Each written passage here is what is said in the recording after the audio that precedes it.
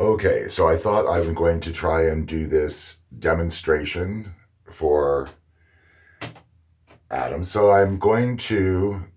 I'm starting with my really big guard. I actually have bigger ones than this, but most people, when they get their clippers, they have a size 4, a size 3, and that's like a half inch and like 3/4 of an inch, or third of an inch, and then you get like a quarter of an inch with the number 2. And then the number 1 is what I think of as blending. I call that my blending. So, but I am starting with my number 6 just to demonstrate.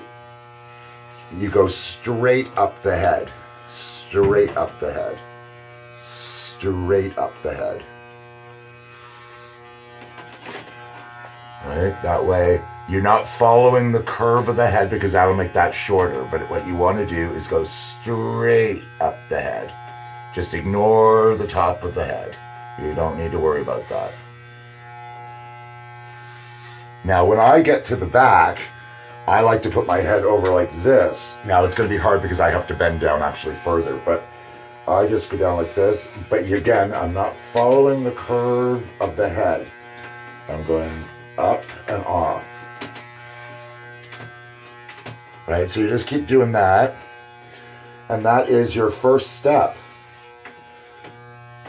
And that is the easiest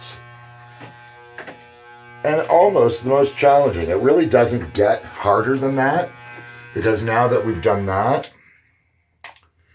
we're going to go to a smaller guard. So in this case, I'm doing the number 4, which is really what most people have. But for me, I like to take that extra bulk off. But you're just going to do the same thing, but I don't go quite as high.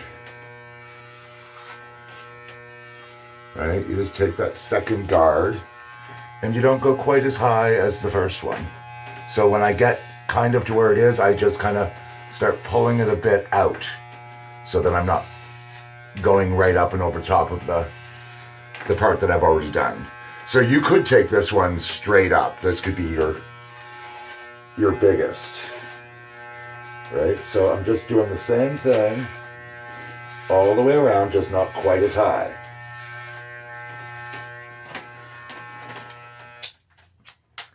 And that is basically the whole technique for the most part. So now I'm going to go with my number 3, which is slightly smaller again. And I don't even go as high as the last one.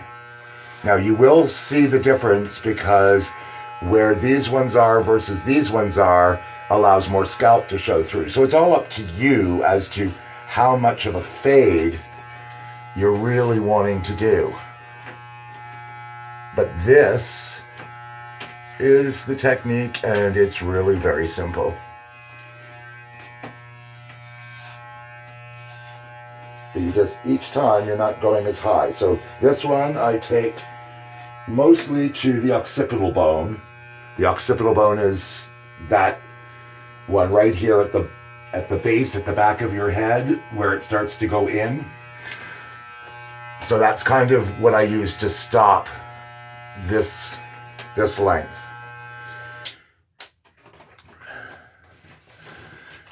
Then I take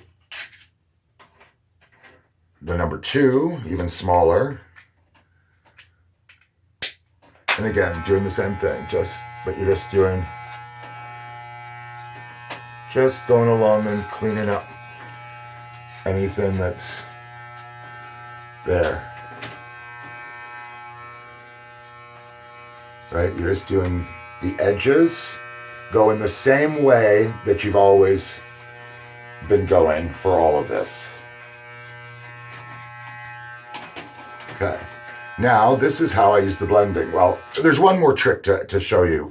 When you're doing this, if you get these lines, I put this in just a little bit at an angle and then just kind of go over them, so that when you're putting this in on an angle, you're not going actually as short as it. You're leaving it a little longer, and that way you're just kind of taking off anything that kind of sticks over like a line, right? And that gets your transition to go down pretty smooth, because as you can see, it's fading. Now, I don't have a lot of hair, so my fade does not necessarily look as good as those with a full head of hair. But right now, I just wanted to demonstrate that the technique, because like everything else, does take practice.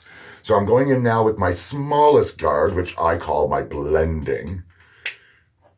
I'm sticking that on. Now with these ones, I like to go and just kind of go back this way, right? I'm just going to kind of go backwards with it. And I'm not putting it right down because I don't want to take off all this hair. I just want to clean up the edges going the other way. And I don't want like a hard line for a hairline. So I'm not carving my hairline. I'm just going, I don't know if you can see what I'm doing because I just go by feel, but I just go back the opposite way, and then that will soften and clean up that hairline. Then, if you really need to kind of blend the top in, I take my fingers and I would just kind of clip in. But see, I leave this separate because I do other things with that. So that way it's, I have some hair to play with in the front. But that is basically the haircut, but you can play around, you can do whatever you want on the top, right? You could, woo. Or you can go in with thinning shears or just regular scissors, but then I would point cut this way. Let's see if I can I demonstrate that in any way? I don't even have, being as I don't even need a comb, okay, let's see if I can do it. Let's pretend this is a comb. So if you pull your comb in and you have, see, do I have hair that'll stand out? There we go. And then you cut in this way, and that way it breaks up any line that's going to lay flat. So you're not going to end up with a line, you end up with that broken line, so everything just kind of blends. So those are the techniques. That is what makes it super easy, but like everything, does require some practice. So I hope this has been helpful in some way, and take care of yourself and each other.